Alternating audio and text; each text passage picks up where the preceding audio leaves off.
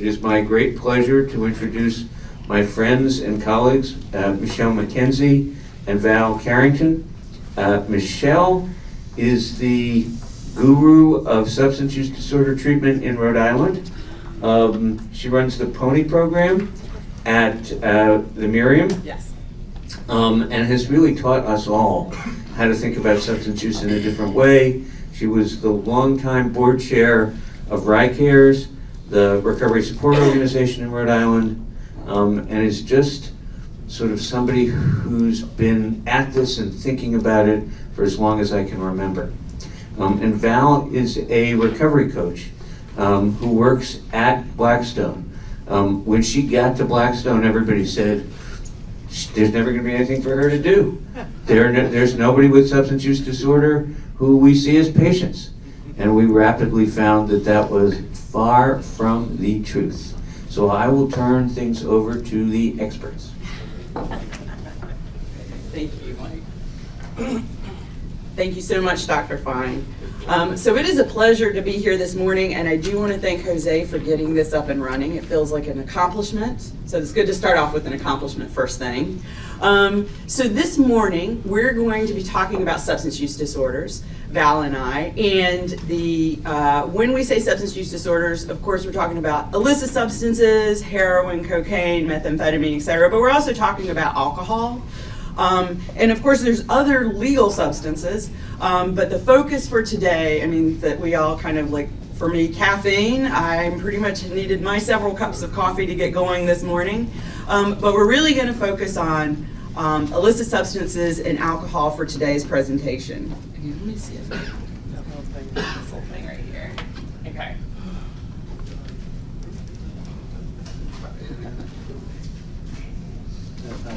Yeah, no, of course not. Here, let me speak up. Oh, maybe I did it right. Is it on? Here's the trick, you have to point it at that. Oh, okay. Oh.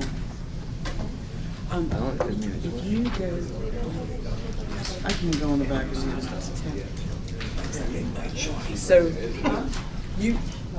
There you go. Oh, you got it. Did? Yeah. Okay. Okay. I don't know what I did, but Okay. Well, we'll I keep think I trying. pointed it Okay. So this is what we're going to cover today. We're going to be talking about sort of defining substance use disorder, a little bit of prevalence of the problem, and then get into more of specific substances. And these two substances we focused on because we think this is what you see most of. So alcohol and opioids. And really importantly, we're going to be talking about treatment and recovery. So what do you think substance use disorder is? What does that do? What do you guys see? What do you see in substance use disorder? A dependency on a certain drug that they have an addiction to. Exactly right. So depending. So what? And so how does that manifest? A lot of times it can manifest in different ways, like starting out in the hospital when they issue a narcotic, and you develop a dependency on that, and you just want to keep going with it. Perfect. Anybody else? Emotional and physical withdrawals. Withdrawal. Very good. That's right. Good. And so what is sort of like? Tell me a little bit more about that. So what do you see with that emotional, especially the emotional? Emotional withdrawal, people believe they need the drug in order to be happy or to avoid feeling a certain way, so they take that drug for that reason. Very good. Okay. It's not working. It's not working. Okay. Thank you so much. So one thing I'll say, so Val's going and she's going to help with the, Val and I are sharing this, and we're going to go back and forth, so you're going to get the surround sound today. Me in the front and Val in the back. Okay, so an important thing to think about with regard to substance use disorder is that it is a medical condition, right? So, and it is a chronic condition like other chronic conditions. And it is defined by the SAMHSA. This comes from the SAMHSA website, and it's defined by the Diagnostic and Statistical Manual of Mental Disorders, 5th edition, as what happens as a result of substance use, so recurrent substance use, alcohol or illicit substances, and so the focus is not so much on the use itself as the harmful outcomes that result from the use. So health problems, disabilities, and really importantly, failure to meet major responsibilities. And a diagnosis of substance use disorder is based on evidence of impaired control. So you had talked about having social and physical withdrawal, feeling like that you need the substance in order to continue to sort of exist in the world. So it's loss of control, social impairment. So your relationships are impaired. Risky use. So you guys see a lot of this, right? So when you see people who have overdosed, people who have who are so inebriated that that you have to take them to the hospital, this is clearly the use has reached a dangerous place.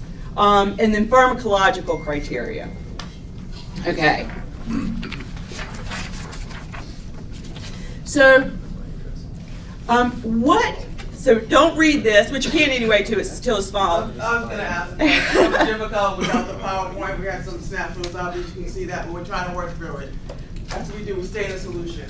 Anyway, what are some of the problems that people experience from substance abuse? According to the DSM-5, your life becomes unmanageable. In the beginning, it seems normal. You wake up every day, you may feel that you need to have a drink because you have tremors, or that you're sick, or your stomach hurts, or emotionally you're not on top of your game. You're going to work, you may be working with heavy machinery, but you can't seem to focus. Your family notices that things aren't right. I don't know if you're like me. I mean, substance abuse touches everybody. It's in everybody's family. We all, I'm a person in long-term recovery myself. So a lot of these things happened to me.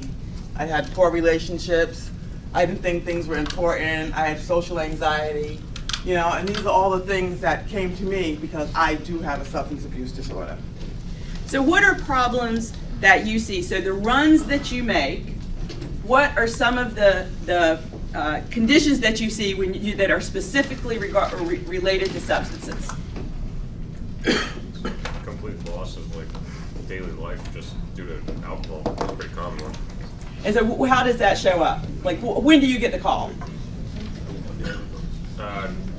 When they're on the sidewalk, unable to move, is normally when we get that, or we get them when family members don't want to deal with them anymore, and they're too drunk at home. But we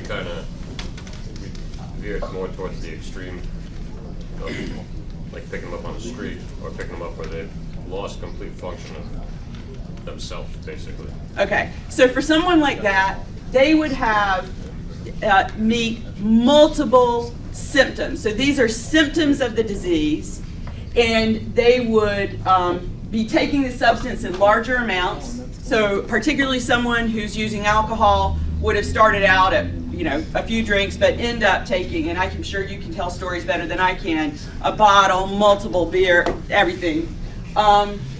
Wanting to cut down and not being able to. Spending a lot of time using, or recovering from the use of a substance.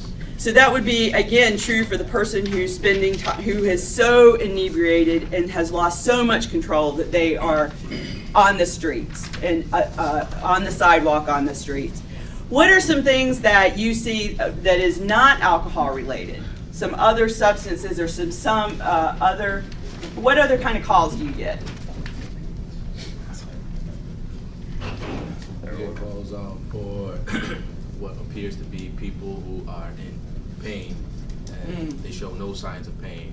And when you start talking to them, they start giving clues like, yeah, I just want to go to the hospital so that because I'm in pain. They're trying to say So that they're withdrawing they and they're med seeking. That's what you maybe have possible of med seeking patients. Yeah. And that's what happens in our disease of addiction. We can no longer afford to get the meds off the street, the drugs off the street, or from your doctor anymore, and you have to call EMS, you know? It comes to that point. I mean, I don't know. I know for myself, I didn't think that I had an addiction problem. You know, drugs was my first choice, and I had been sober for like 10 years from drugs. And then I started drinking. You know, just social. It was social. Hanging out with my friends after work, you know. But at the end, I wasn't hanging around my family anymore. I mean, you know, some of this stuff that we're going to talk about could be really uncomfortable because we may have some of it in our family. And if you feel uncomfortable, say something. You know, there's no fear in feeling our feelings or how we feel. And that's why a lot of us got into substance abuse, because we were not feeling our feelings, you know, because you didn't want to deal with it. And I came from a good family. Can you? Oh, okay. Did we talk about the severity? Go ahead. Okay. You Yeah. can go to the next slide. Oh, no. Oh, No, okay. keep it there. But Okay. you can go ahead with the journey. Okay, so in the beginning, it was mild. You know, I didn't, normal life, college educated, hanging out, blah, blah, everything is fine. It was containable. But then, you know, it came, I think I passed over the moderate and went right to the severe stage, because I'm going to my doctor's and he's asking me about, how much are you drinking? And of course, I only a little bit, only here and there. But, you know, eventually, you guys would come to my house because I'd fall down, or, you know, my life would just happen that way. And it didn't happen every time. And the first time it happened, I was like, oh, well, you know, it'll get better, you know. But it didn't.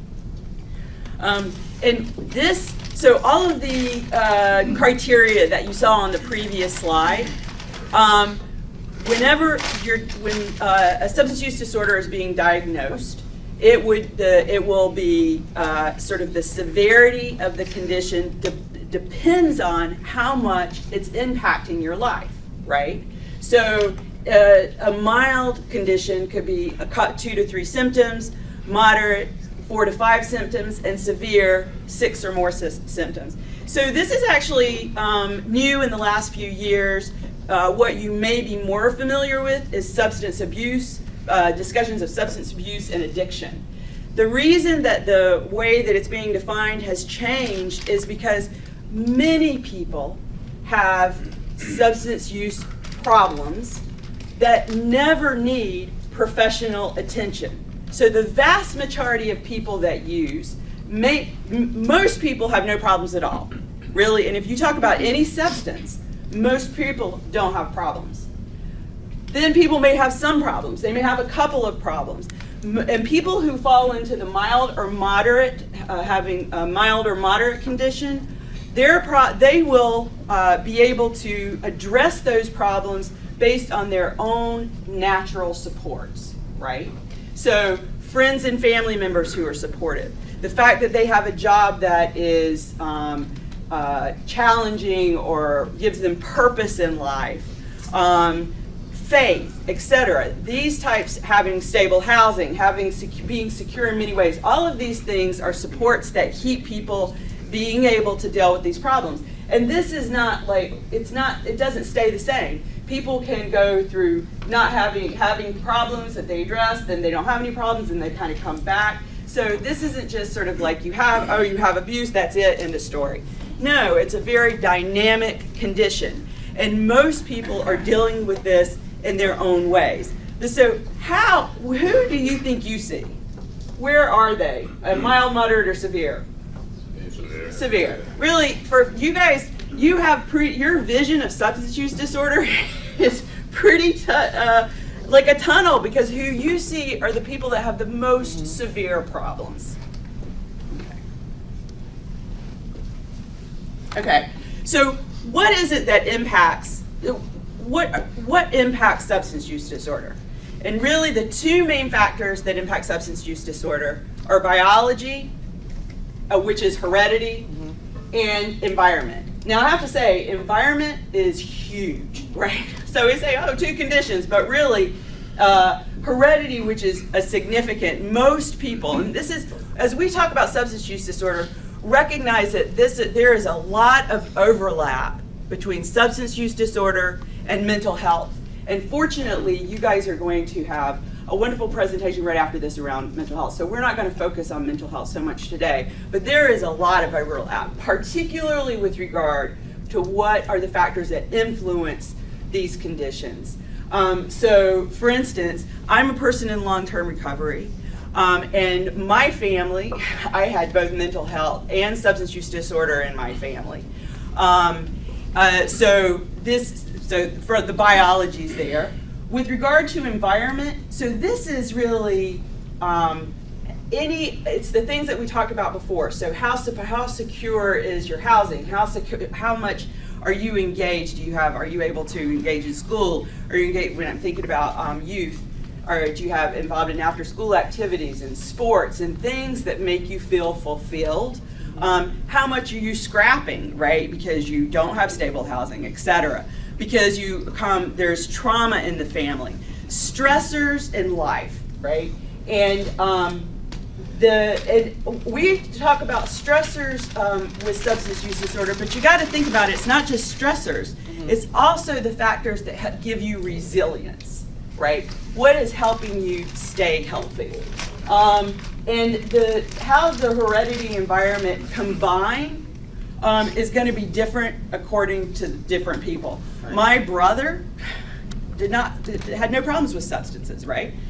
We come from the same family, but our experiences in the family, and of course, our experiences outside of the family, are very different. And my experiences are, I came from a Cape Verdean household, so it's in the culture. Making a grog, I don't know if people know that is. But anyway, making it, drinking it, socializing, playing dominoes, playing cards, having, it's there, so it felt normal, it felt normal. But I found out later that my grandfather was an alcoholic and my uncle was an alcoholic. I never saw them drinking. There was no drinking. Actual, drinking, knockout parties, none of that in my family. So I didn't hang around my family. But I came from a loving household. I went to a Catholic school. I had good education, but I never fit in anywhere. I played sports, volleyball, basketball, rugby, never fit in, but I was predisposed because genetically, that's what part of my, my makeup is. And me not feeling a part of, when I found drugs and alcohol, I had arrived. Because I could be anybody you wanted me to be. I could do anything. I felt I didn't feel.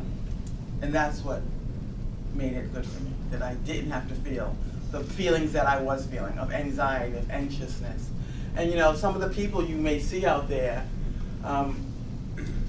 may have all these things. I'm just trying to put a face to what substance abuse is.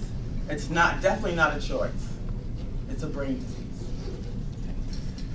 Thank you. Thank you so much, by the way, for doing that. I'd like to thank you guys for being here and being open and willing. I know some of you just got off your shift, and just thank you for doing this. This is going to help the community immensely. Just being aware. Thank you for that. So this is a little more about environment, which we've already gone over quite a bit, but it's again. Environments that are unhealthy or stressful often put people at greater risk for developing substance use disorder. And in the last few years, there's been a lot of emphasis on adverse childhood experiences. So really when you get at both what may be genetic predispositions, but then environments in which children experience, or especially young people and children, head injuries, parents who have substance use disorder, so there's not only the combination of the genetics, but also what may be happening in the household. Poor nutrition, exposure to lead paint, and how you can think about this is what are the conditions that, and if you think about it from the immune system, and you can think of it is the immune system, although including the physiological immune system, but what takes away from your resilience are things that are going to contribute to developing substance use disorder, abuse in the home, a lack of strong relationships. And when we talk about environment, One of the things I want to point out is recently, very recently, in the last couple of weeks, the CDC put out life expectancy. And actually, in the United States, the life expectancy has decreased by 1 month. Did you guys hear this? So the life expectancy has decreased by 1 month. So 1 month doesn't sound like much, right? But what it's saying is that whereas in the United States for the last decades, life expectancy has increased and increased and increased because of what? Because of multiple environmental conditions, better health, things that help us be healthier and live longer. And so what we're seeing now is the concern is the trend. The trend, the fact that we're seeing a decrease in the trend. Life expectancy has actually been dropping a little bit for the last 3 years, but it has been growing for 100 years straight, little by little. So this is the first time in 100 years we've seen a loss in life expectancy. And what this latest report attributed to this loss of life is what they call diseases of despair, which specifically is overdose, which we'll really get into in a little bit, and suicide. And so again, when we talk about this, when we're looking at overdose and suicide, environmental factors clearly play a critical part of that. Okay. So this is okay, don't worry about these numbers. Just see the red down here. This row of red. So this is any illicit drug use in the past year in Rhode Island compared to the rest of the United States. And this is any alcohol, past month, and this is any alcohol use in the past month, Rhode Island compared to the rest of the country. I've been in Rhode Island for 20 years, and since I've been here, Rhode Island has led the country in illicit substance use. And that is reflected here, which basically shows that, like, for instance, this data was available at the state level in 2015. So looking at 2013, 2014, we're 1.5 times the average in terms of illicit substance use. Now, disorder is not use, right? So people don't have a disorder because they use, but more use implies a problem. And so some of the problems that we have had is, for instance, so among the highest rates of overdose in the country. And then again, with alcohol use itself, again, is not a disorder, but more alcohol use can lead to more problems. Now, one good trend is that when you look at the 2013, 2014, the black here shows that we're actually, there is no statistical difference between Rhode Island and the rest of the country, whereas here in earlier years there was. So the next slide. Okay, so what is alcohol use disorder? Now, I'm sure, I'm just gonna ask, do you guys see more of alcohol related problems or or illicit drugs? Yes. Yes, all of it. Would you say they're equal? Probably. I think. Really? I think it would compare on like frequency versus severity.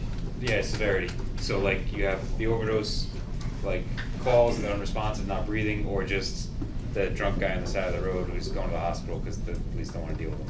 So Okay. there's two different. But you see a lot of each. Yeah, probably more frequency alcohol related. And Okay. More severity of. And how often? Would you say, like, is this every day? Yes. Yes. Alcohol, absolutely. Alcohol and overdose. Well, it's like every corner. Right? It goes in cycles. The beginning of the month, what time more hospitals. Okay. Okay. The time of the month, right? That's what plays, you know. Right, I mentioned But, somebody here. well, I'm a recovery coach, so I go into the hospitals. So I see at certain times, okay, if there's a lot of sports games going on, people are together, so they're kind of safe. It's like after the games are over, first of the month, second of the month, you know, we live, if we work with a poorer population, when their money comes in. And then you have somebody who comes like daily that is just surviving. So alcohol plays a lot of different roles because it's accepted by society. It's kind of okay, and it's what we do. It's what we do as a culture. We actually, I think, have the best data on substance use in the city of any city in the state. Oh, wow. And so our data suggests that we see about 3 transports a month for overdoses and 10 to 20 a month for alcohol intoxication. Okay. The data's not perfect, but that's what the But data. that gives you a, avoid so triple it keeps you busy. I'm speaking for the guys, but most of our alcohol-related calls a lot of times are situated upon either the 1st or the 15th of the month. When it becomes prevalent, they come out and they get the card, however they get the check, it's straight to the liquor store. That's when we see a very big rise, and God forbid if there's a full moon that hits around that time frame, or get the 90-degree day in the middle of July or August, the first is around that time. Put on the running shoes, they know it's gonna be. So this is actually, this really reveals the complexity of the problem. Because when you talk about environment, one of the things about environment is exposure. And we'll particularly get into that in opioids. But what is the exposure for alcohol? It's on every corner. That's right. So people have, and again, it's complex because the vast majority of people who use alcohol, right, do not experience a problem with it. But for those folks that do have a problem, they are completely surrounded by they have access to alcohol quite easily. So it makes it this, how do you best deal with the problem is so complex because there are so many different factors involved. And go ahead. No, I'm sorry. And what I'm beginning to see is more so a lot of, I deal with, the Hispanic, Cape Verdean culture, and a lot of people have come here from their islands and their jobs have changed. They don't have a job. They've lost their job. For what maybe they don't speak English, so then that's going to cause a problem, and that's another whole story. I can go there, but I'm not. And so, environment. I mean, if you don't have a job, you might stay home and drink, even though you weren't predisposed to it. I have a gentleman that told me, in his island he was a cop. When he came here, he can't be a cop, and he just drinks. So, those are the kind of things that, I am seeing a lot of, just being displaced. And that speaks to the how people's circumstances change, and that in one circumstance they would either have no substance use disorder or perhaps a mild disorder, could easily function and contribute and carry on, but in a different circumstance it explodes into being severe. So with regard to alcohol use disorder, excessive drinking, and the previous slide showed that it's kind of different for men and women. Binge drinking, for myself, the binge drinking was the problem for me. And then there was one more, and excessive drinking. And so this slide shows the prevalence. So this is from 2011 to 2015. And you can see, again, basically looking at the colors, the blue is Rhode Island, the red is the rest of the country. And so there is a pretty big gap whenever we look 2011 to 2012. There's more alcohol use disorder in Rhode Island than as according to the average in the US. But by 2014 to 15, which was seen in the previous slide where use was comparable, so not disorder, but use was comparable between Rhode Island and the rest of the country, we're seeing that there's actually a decrease in alcohol use disorder, and that this is not statistically significant. So it's basically the same as the rest of the country. Are we going to break now before we go into the opioids? Deb? Sorry? we gonna break? Or do we No. just keep going? Just keep going. Okay. Okay. Okay, great. So, yes, okay, Yeah, there so we opioid use.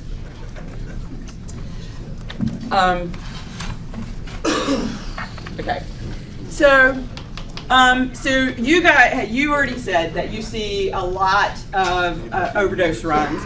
Is overdose the primary thing that you encounter with regard to opioids? Yes. Yes, okay. So, opioid use, basically, here's what happens, is that we all have opioid receptors in the body, and have naturally occurring opioids. But when you use opioids, and this is whether you use heroin or fentanyl or prescribed Percocet or Vicodin, they bind with those receptors. And over time, there are changes in neurotransmitters that make it so that you develop a tolerance, which means you need more to get the same effect. And so this happens whether you're using recreationally or whether you're taking it because you have a broken leg. So tolerance builds after about 5 days. And so that means that, let's say, I'll give an example. My mom had back surgery. She was on Vicodin, and she took it actually for several weeks because it was really serious back surgery. And so she had to be really careful, because if she stopped taking the Vicodin all at once, she would go through withdrawals, which is on the next slide. But so yeah, go to the next slide. So once tolerance is developed, a person who abruptly stops taking the opioids is going to go through withdrawal. And how quickly they go through withdrawal depends on the type of opioid. So if it's a short-acting opioid like fentanyl or heroin, withdrawal will happen in just a few hours. If it's a long-acting opioid like methadone, it can be over 30 hours. Buprenorphine, it can be over 30 hours. And then you guys have probably seen withdrawal. What is it? What does it look like? Looks like someone's got the flu. A severe flu, right? A person can have chills, nausea, vomiting, diarrhea, the whole 9 yards. It is a very, very scary and very uncomfortable thing.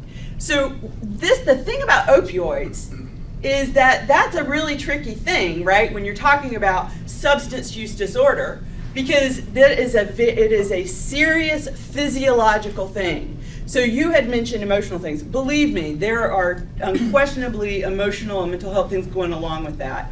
But the physiology of it is a powerful, powerful thing. Now, if you take the medication as prescribed, or if someone takes the medication as prescribed, and then it's closely monitored, then actually you can avoid the withdrawal by taking lower doses, smaller, lower doses.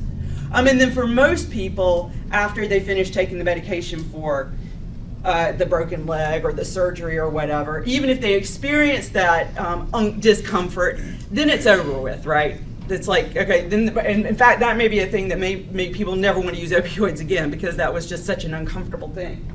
Good, thank you. But for some people who have, particularly for folks who have a genetic predisposition to substance use disorder, they may experience that they're not only treating the pain, but there is sort of these little bells that go off in the head whenever they're taking opioids that feel really good.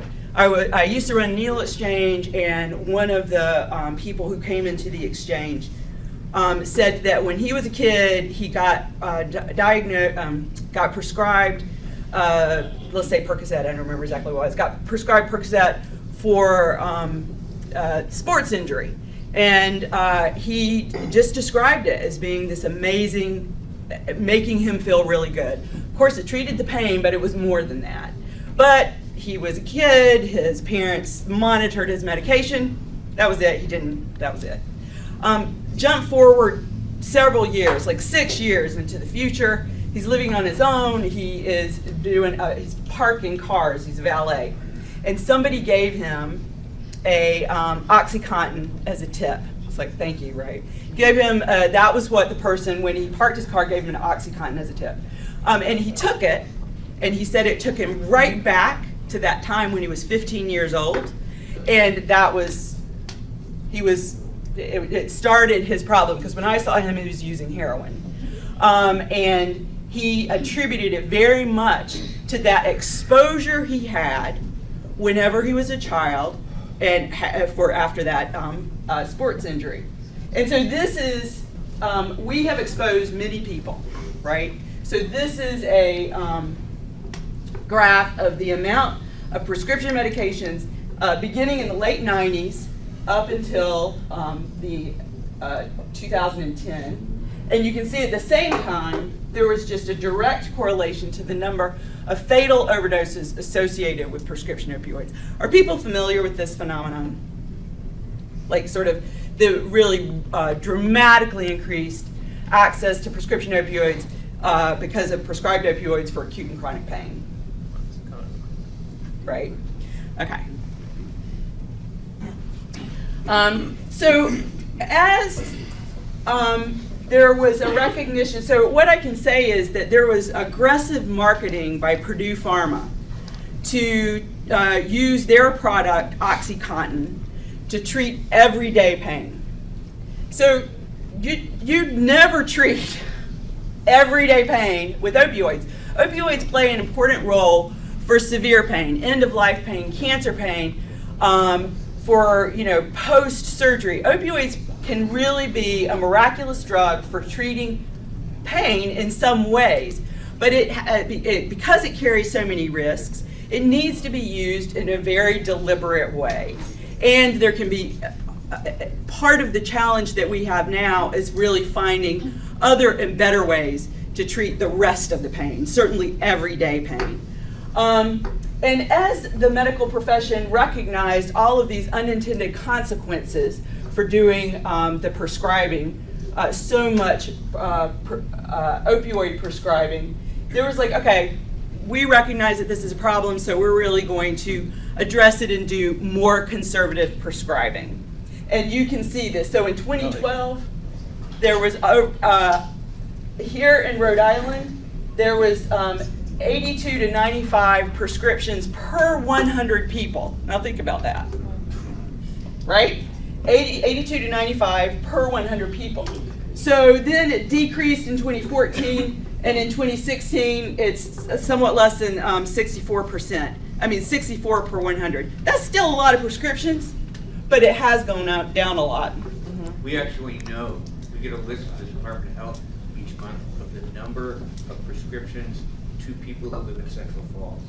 Okay. I think we're now about 500 a month altogether. So and has that been a major? It's been a steady drop. We were about 750 2 years ago, and I think we're now close to 500. Oh, that is excellent. You're good at that. So, do you want to? No, but yeah, you're talking about when doctors are prescribing and they're prescribing and they're prescribing. Like I said, I am a recovery coach, so I've gone to the hospital and I've talked to people who have been on opioids for years, 25, 30 years. They went out to the bar and went astray, and next thing you know, they're overdosing over fentanyl. Their doctor gets that information and pulls them right off their opiate. So if you've been getting prescriptions all these years, and all of a sudden your doctor's pulling you off your opiate, you're gonna go get street drugs. And where heroin is no longer the norm, it's now fentanyl, you're gonna overdose. And cocaine is making a comeback. So this is sort of part of the issue that happened is that we saw. Go to the next one. Oh, thank you. Okay, so this is what happened. So we saw a steady increase of this. If you saw this, if this went back to 2000, what you would see is a steady increase of this gray line right here, right? This is prescription drugs. But then in 2012, that's when it happened here in Rhode Island, we actually saw that there was a crossover, that more people died of heroin than they did prescription opioids. So there was a recognition and really a response to address overprescribing. But when people are prescribed opioids, and just as Val was saying, if they're prescribed opioids and then the physician is uncomfortable for understandable reasons, says, okay, we're going to take you off to opioids, we don't think it's really treating pain, what happens? Withdrawal, exactly right. How do you treat withdrawal? You're going to find drugs, exactly right. So then in 2012 is whenever we saw that there were more people dying from heroin. And this shows that there is really not a city or town in Rhode Island that isn't impacted by this. Every city and town in Rhode Island has experienced an overdose death. By the way, if you guys are interested in what is happening in Rhode Island around overdose, really I would encourage you to go to Prevent Overdose RI. This is a terrific website, has tons of information. That's where we got this map. Okay, so we just talked about that heroin was sort of the next wave. So the first wave of the opioid epidemic was really the prescription opioids. The second wave was heroin. That wave lasted a pretty short amount of time. And heroin, I just want to say is, did heroin just show up in 2012? No. How long, so folks who've been here for a while, was heroin been here forever? Yes. Yeah. So we're along the drug trafficking corridor. My own work in overdose really started as a result of watching when I was doing working with folks with opioid heroin use disorder at the Department of Corrections, and watching people die when they didn't have access to treatment. People who were linked to methadone treatment were living, and people who didn't get into treatment post-release were dying, right? And this was like a serious wake-up call to me. But that was in the late 90s. Heroin has been around forever. But what in that graph that you saw earlier, as the prescription opioid was rising, heroin deaths stayed steady until you hit 2012. And then we had the phenomenon that happened where people were shifting to illicit use. Okay. And so now we're in the third wave. So what do folks know about fentanyl? Right. Exactly. So it's powerful. It's multiple times more powerful than heroin or morphine. It's fully synthetic.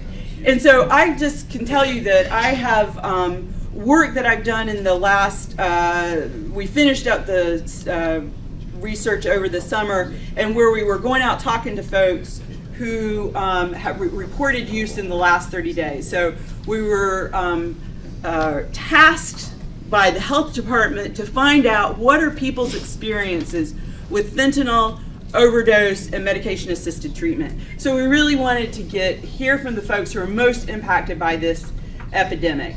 And in fact, a lot of some of the recruitment happened right here along Broad Street, down right at the line of Pawtucket and Central Falls. And Wendy's. Yeah, that's right there. Exactly. And so what we've learned is that people didn't really ask for fentanyl, because fentanyl, although it is very powerful, you can hear a lot of descriptions about it, not all of it really great, but fentanyl is what we live with now, and there is no going back, because fentanyl is, you need just tiny bits of fentanyl compared to heroin. Heroin is derived from the poppy seed. You have to grow the poppies, you have to produce it. And because it is not as powerful as fentanyl, you have to get more product over the border, right? So fentanyl, fully synthetic, much cheaper to make, and because you don't need as much of it, it's much easier to get in to be part of the drug supply. So this is what we have, right? And I don't know, do you guys get the information about what, if people have an overdose, for instance, or how much of the supply is actually fentanyl versus heroin? Okay, so I'll tell you, it is all fentanyl. The illicit opioid supply right now is primarily fentanyl. And this has been the case since about 2015. So the third wave of the epidemic, where we saw more overdose deaths associated with fentanyl than heroin, began in 2015. Can you recognize the difference by looking at it between heroin and fentanyl? Not really. So Color it looks the same, right? Because we don't really know what we're looking at when we see, a bag. I mean, I have no idea what it is. The whole thing is that what they're doing, it's a powder, it's like synthetic. So they can make it look like cocaine. They're pressing it into perk 30s. They're putting it in marijuana joints. Putting it in everything. They're putting it in everything. Right. Not alcohol yet, but I bet you they're working on it. So they are putting it in everything, Like I said, cocaine is making a comeback. I had a girl last week, she's like, I just snorted some cocaine. No, you didn't. And then you don't know why you're there because fentanyl is used to knock you out when you have surgery. So these people, they wake up or you hit them with their noggin and they come to. They're like, what the hell? So fentanyl is actually, so what we're seeing in the streets now is, of course, there's fentanyl that is pharmaceutical fentanyl and is diverted. That has, again, been around forever. That's been around forever. But the mass quantities of fentanyl that we're seeing is illicitly manufactured, and as you've already said, fully synthetic fentanyl. This is just a graph to show that by 2016, well, really by 2015, but by 2016, 2017, now what we're seeing is about 70% of overdose deaths in the state are related to fentanyl. And I just want to throw in there that while we are not seeing so much, they continue to play a role, but we're not seeing so much that prescription opioids are killing people. But because prescription opioids continue really to be available, widely available, and that is often the times that people are first exposed to opioids, they continue to play a role. Okay, so I wanted to share with you some information from this. I was telling you about the study that we did in the summer, and to really focus on the fact that it's not one drug. It's not just fentanyl or heroin, and it's not just alcohol. This is, of the 100 people that we talked to, this is what people were using in the last 30 days. The most commonly used substance was cocaine. Val said cocaine's coming back. Well, and of course cocaine's been here all along. I was going to say, but, you never leave, really? Huh? You never really leave? Exactly. It's cheaper. Yeah, that's right. It's cheaper now. Yeah. So it's just as cheap as heroin. And it might even be, so part of what we're trying to figure out. Cheaper than heroin? Seriously? No, it's getting down closer to heroin. That heroin was cheaper than marijuana. Oh, I'm not sure if that's true. We asked people how much they paid for fentanyl and for cocaine, and the prices were comparable. We didn't ask about marijuana, so I don't know. Last week was $8 for that little bag that they were showing us. $8. Right. For one high. So again, so we're One high or one down. Yeah. this gets us exposure, right? It gets that exposure. The fact that the more readily available things are, it makes a difference. And so we can see, so even though more people used cocaine, the majority of people were opioid involved. So this is like, people were using most of these substances. It wasn't that people were just using cocaine or just using heroin. They were using multiple substances. So where did you get your sample, 100 people? We recruited from the Needle Exchange. We recruited from folks who do harm reduction work in Providence, and we also did street recruitment. We did street recruitment on Broad Street, in Kennedy Plaza, Cranston, where there's street drug activity. Yeah. Okay, next slide. So the other thing is that, and this is really where you are going to be impacted, is the fact that a lot of people are using in public. When you go on runs for overdose or for alcohol use, where are the runs? Are they in people's private residences? Both, anywhere, Jake's Park Tower, you know. Yep. So you're seeing it all over. Most of the ones that we get are in public places. That's Public why we're getting places. called. Yeah. Really? Okay.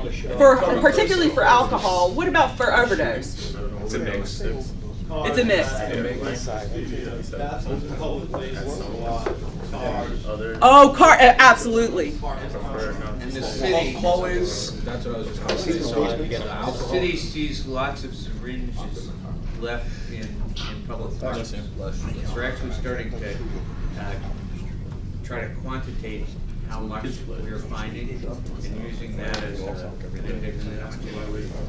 Okay, that's good. So I know, here's what I'm going to tell you guys. Okay, and so you can see here, all the things you just said is what people reported. People, over half of the, now this is a skewed sample because we did street recruitment, so you would expect the people used in public places. But we had the people used in their own home or where they were staying at someone else's. You saw a lot of, so this is more private use, but there was tons of public use. Oh, and I will say this, from a overdose perspective, just strictly from an overdose perspective, it is safer, and I know that this is not ideal from a city perspective, but it is safer to use in public because fentanyl, in addition to being much more potent than heroin, works very rapidly. Are you guys, so if you come to an overdose, you may see people with the needle still in their arm. Are you seeing this? Right?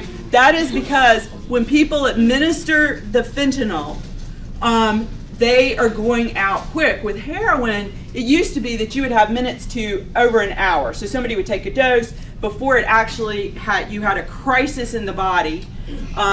Your breathing was getting at a critical spot. You may have a while, and there would be time for people to come in and find you. That's not true with fentanyl. The window of opportunity to save somebody's life is very, very tight. And so on the one hand, from a city perspective, you're like, okay, I do not want people using in public places, but they are going to be rescued more readily if that is the case. But we get the people too in the abandoned house. They must do it like a little party with a couple of people, and 3 of them take it. One guy stays back sober, and when they all knock out, they give it to him, and then somebody's gonna call, right? The abandoned house. One person's inside. They didn't call, obviously. We also have a house where there's a girl on the top floor that she's the go-to girl with the Narcan, and they just go knock on her door and she takes care of it. Right. So these are actually strategies to survive, right? So the fact that people are, so it's the same kind of thing when you look at making access to sterile syringes. So harm reduction, right? So people who have access to sterile syringes are decreasing the probability that they're going to contract HIV, hepatitis, etc. So they're using more safely. And likewise, these are harm reduction strategies to survive. So if people stay sober and people around them use, then they're going to be there to save their life. That they have a go-to person to administer the Narcan, that is a way that their survival mechanisms. So this is a thing that was very interesting. Do you think the health? I feel like most of the epidemic here is fueled through obviously healthcare, right? Pain meds, the opioids and whatnot. Now, do you think we're enabling the problem when somebody walks out of the hospital, they're giving them 4 milligrams of Narcan, like, hey, go do this again, but this will save your life next time. Yeah, there's a big Like, debate. I don't get that. Like in the hospitals, we can't even get the pre-fills, but they give them the junkies. Can I take a shot at answering that just a little bit? You probably have a better answer. But when you look around the nation and around the world, it looks like, and Michelle, you'll know these numbers better than I do, but it looks like that about 2% of the population is substance addicted at any one place, and that's regardless of what country you're in or what situation you're in. That's what persuaded me, and I did not believe in it for a long time, that this is just a disease and it's going to happen.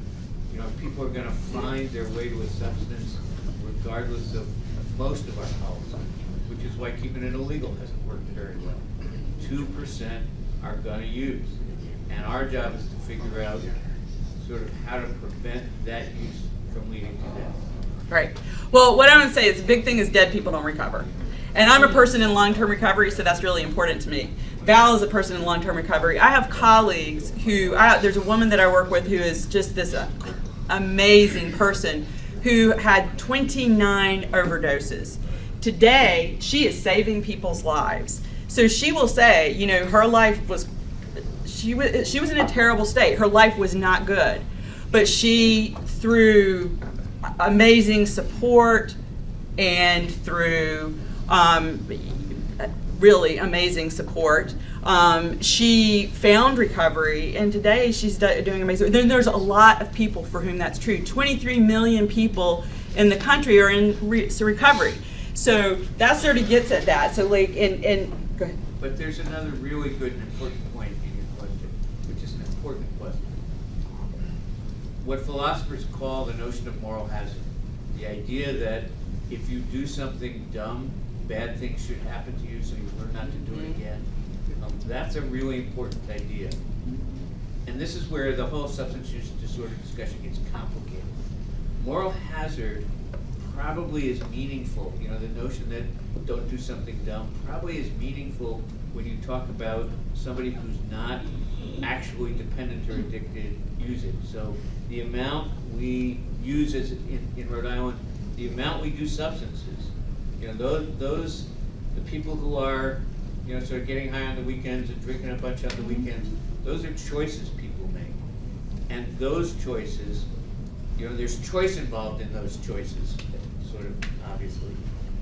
But we do substances probably too much, and that sets people up for addiction. But the moment somebody is addicted, their choice disappears. Their ability to choose yes or no essentially disappears, and the substance takes over their lives. And so, you know, for the people who are in the abandoned house getting high, you know, they've got a disease, and we've got to find a way to treat them. And I think trying to say, boy, they could choose to do something different, I'm not convinced they really can. But for the rest of us, in terms of our choices and what we do and what we do with our friends, and you know, what we let our friends do, that's where, and what we let our kids do, particularly 16, 17, 18-year-olds, that's where, you know, we ought to think about making sure that dumb choices have consequences. Is that?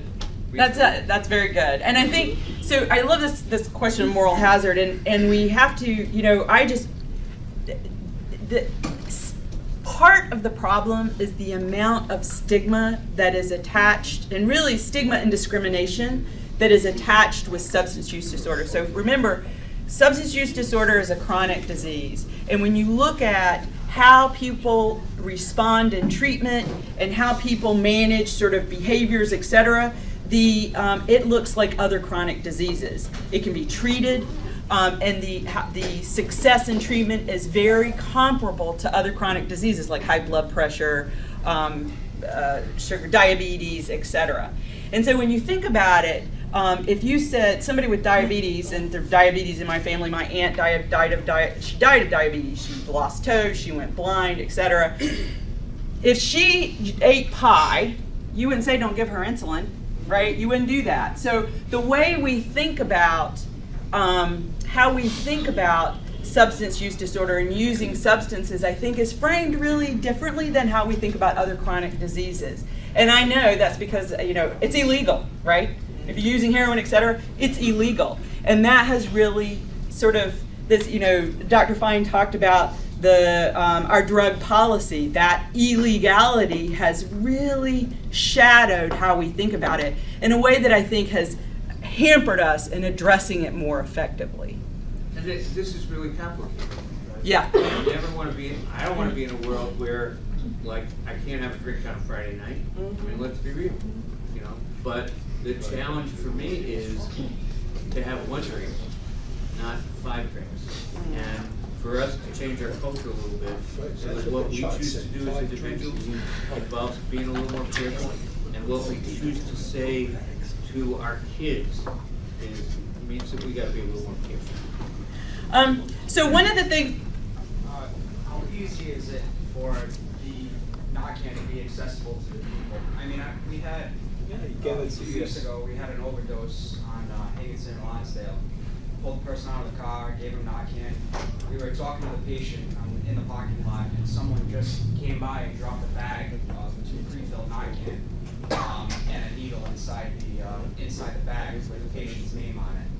I'm just curious to see how accessible is it for these people to get the Narcan. I mean, it seems more than us. We went through a stage where when Memorial Hospital closed, we were going to the different hospitals with the overdoses. We couldn't even get the pre-filled Narcan for us, for our use, and we were sitting there drawing up out of small vials just to give this out.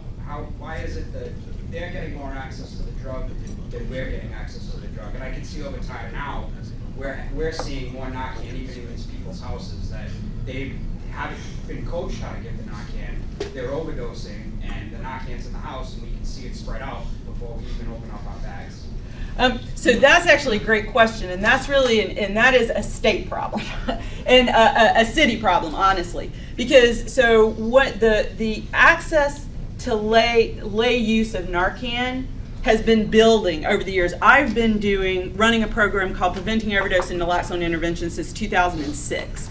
Where we've been doing overdose prevention trainings and overdose prevention and naloxone intervention trainings. And last year, for instance, we distributed over 5,000 kits. And our focus is really to work with folks who are at highest risk and work with community organizations that provide services for people who are at highest risk. As someone else said here, it's available at the pharmacy. There has been a very concerted effort to get naloxone in the hands of the people or their friends and family members who are at highest risk of overdose. So you get them at the emergency room, you get them out of treatment facilities, you are now more and more getting them from when people leave the Department of Corrections, and you have all of this outreach to get naloxone in the hands of people who need it. You shouldn't have any problems getting naloxone.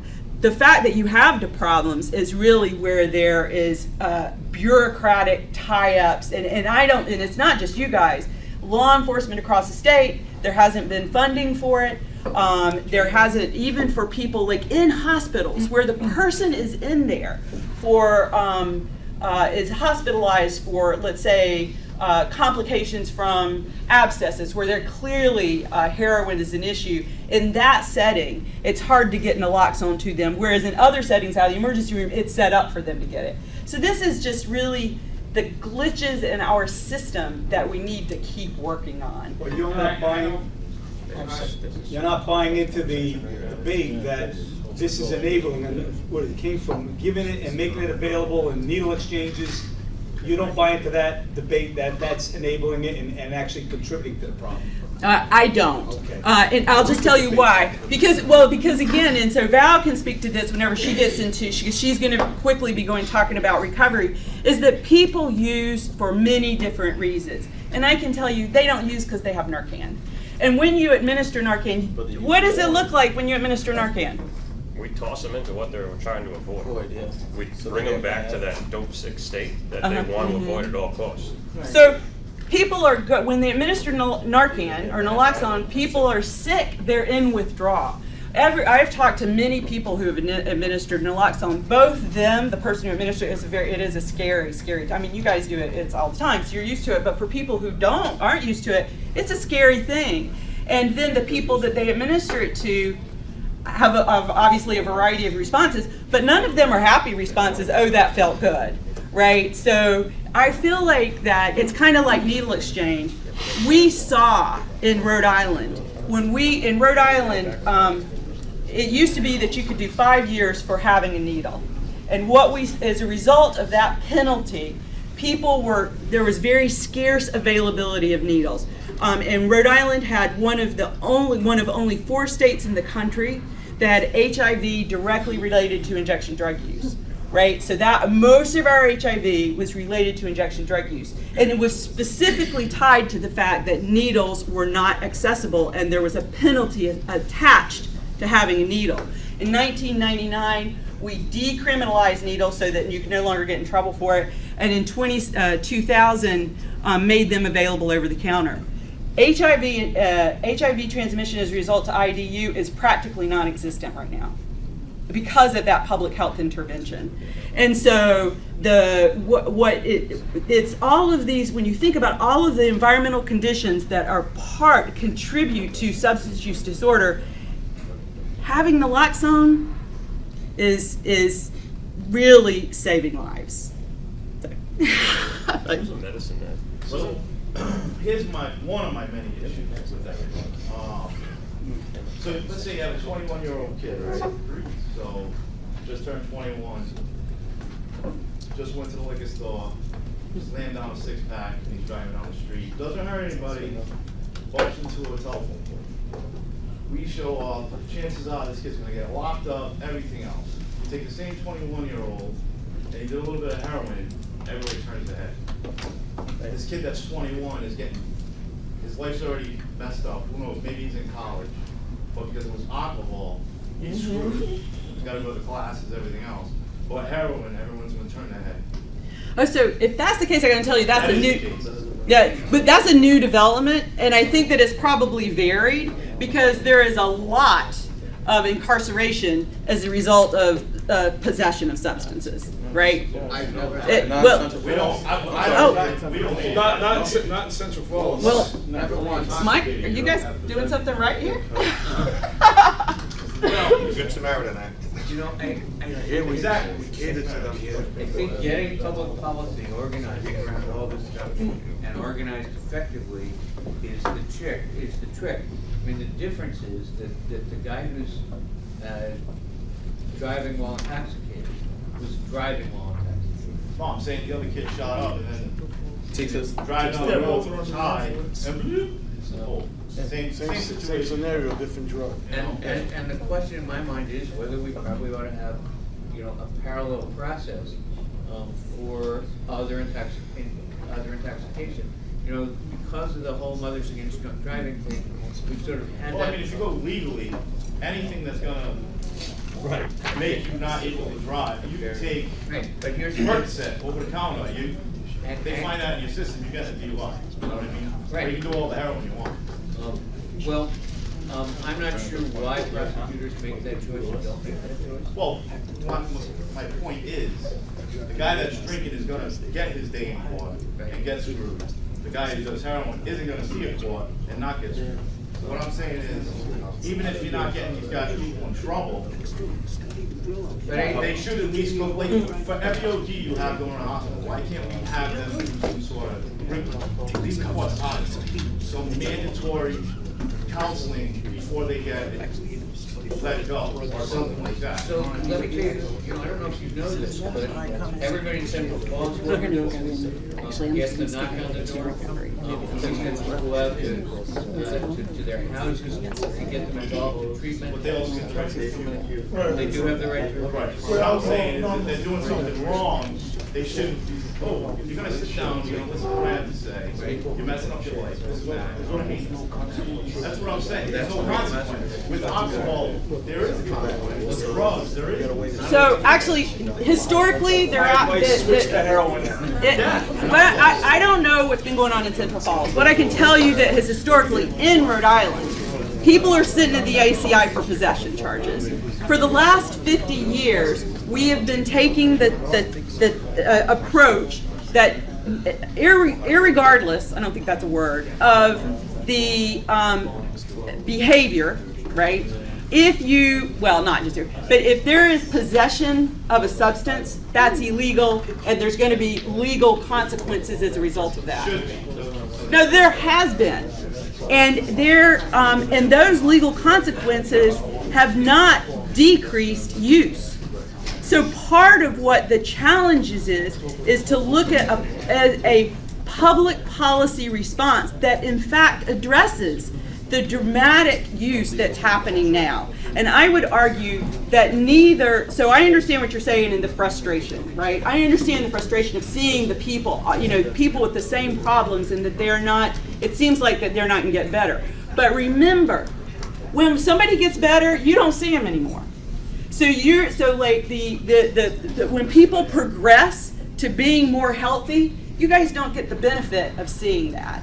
And then there are definitely people who are gonna, the woman who had 29 overdoses. I mean, how would you have felt seeing her the 20th time, right? And yet she came out on the end of that.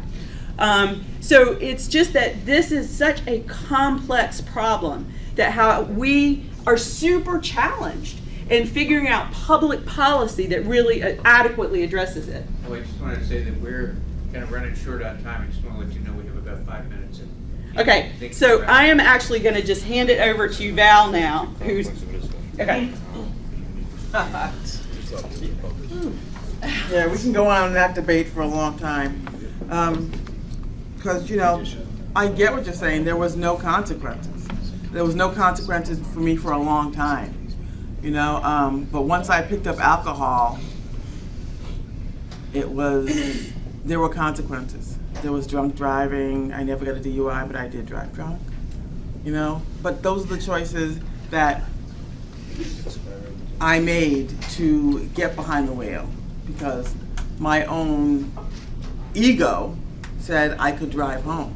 I don't know if any of you have ever been in a car with somebody who's driven drunk. Have driven drunk yourself, but that's really none of my business. I'm only responsible for my behavior. And as part of my recovery, it's a process. You can change the slide. Hello. Hello back there. Hello. Go. Yeah, keep going. Keep going. Yeah. Yeah, Keep going. Keep going. Okay, there we go. Okay, moving right along, right. I did medically assisted treatment. It helped me. I did naltrexone for the alcohol because there's no kind of drug or anything that for cocaine. I remember going to detox and they were like, you have to leave and come back drunk. So that's what I did. But the first time I did, my doctor suggested that I do naltrexone. I did it. I was like, oh, this is a shot. This is a magic pill. I'll be okay. I didn't have any symptoms. I was fine. But I didn't do anything with it. I just did not drink. I didn't do any meetings or any therapy or anything. And eventually I waited for it to get out of my body and I drank again. And my life became unmanageable. And it wasn't good. But at the end, when I did find this, when I knew this was out there, I did do it, and I did it for the first year of my recovery. You can twist the slide. And this is what recovery is. It's a process of which the individual improves their life, their health, and their well-being. And we all are recovering from something. Maybe from eating too much candy, blah, blah, blah, shopping, whatever. We all are recovering from something. Next slide. And these are things that my health has improved, and people's life will improve. My health improved, my home stability has improved. I own a home, with my mother, who I used to steal from. Those are the kind of things that recovery has brought me. There's always hope. My community, I'm involved in my community. I work in the community, Yeah, next. These are some of the reasons why it's important for recovery. It's person-driven, it's based on the person. Not everybody wants to recover. If everybody wanted to recover, you guys wouldn't have a job, I wouldn't have a job. It's a lot of work. You have to deal with trauma. A lot of people use because of trauma, things that happened in their life 20 years ago. I know for myself that I have abandonment issues. So I know that, I can deal with it. But until I put down the drug and the alcohol, I wasn't able to see that. So a lot of people you may see are constantly seeing trauma, like you said, economically. They come from their countries, they're living it at home, they might have to live back with their parents, whatever, their life is not going the way they thought it would be. I didn't wake up one morning and say, okay, maybe if I take this, I'll feel better, or, I don't want to do this. But I had to do it. I'm also a cancer survivor. So it's okay. I remember sitting at having a conversation with somebody about, oh, I have cancer. They were like, oh. And I said, oh, I'm recovering also. Oh. You know, so that stigma is there. You know, a lot of people are in recovery, and you don't even know it. Next slide. Like I said, I'm a certified recovery coach. I do go into the hospitals. After you bring them there, I go and I talk to them. I offer them some hope. They may want to speak with me. I only work with Blackstone Valley patients, but I offer them another way that you do not have to use, keep on using, you do not have to die. You know, I offer them detoxes. You know, there are a lot of different things in the state right now. Centers of excellence, methadone treatment, Suboxone treatment, Vivitrol treatment. You know, there are a lot of services in Rhode Island. But I have to say that it is difficult if you do not speak English to get recovery in this state. There's nowhere in the U.S. that has Spanish, Portuguese, or Cape Verdean. That's what I struggle with every day. You know, I'm grateful because I do speak English. But, you know, recovery, alrighty. Recovery does not discriminate, but, you know, if you cannot get recovery because you don't speak the language, that's discrimination. So if you come upon that, say something. Say something to the hospital. They have to do that. Next slide. Well, anything else? Oh, and these are the stages of change. Actually, this was by a Rick professor that devised this. And these are different contemplations. This is different stages you may see people in. The pre-contemplation. You know, like you said, you may say the same person that is doing it over and over again. They know they're just not ready to change. Then you have the person that, well, maybe I'll stop for a month and, you know, maybe I'll come back. And they know they have a problem, but they don't know how to change. And then you find the person who's ready to change. They may come see me, they may sit in my office. And then the actual change, and then the maintenance, and then, you know, everything. The whole thing about recovery is there's relapse. You know, it's just, you know, I didn't get this the first time. Like I said, I had 10 years of sobriety. Okay, 2 minutes, okay. I had 10 years of sobriety. I got my life back. I got a college degree. My life was going good. And then I thought I could drink. No. So, you know, that's where we're at with that. I think I don't know the slide. And these are what I am not. I am not a clinician. I am not a sponsor. I am not a case manager, and I am not a therapist. Any questions? You'd probably be a good therapist though because you've been through it. I'm working on that. Other questions? Any questions? All right, we're gonna take 15 minutes. Let's give them a round of applause.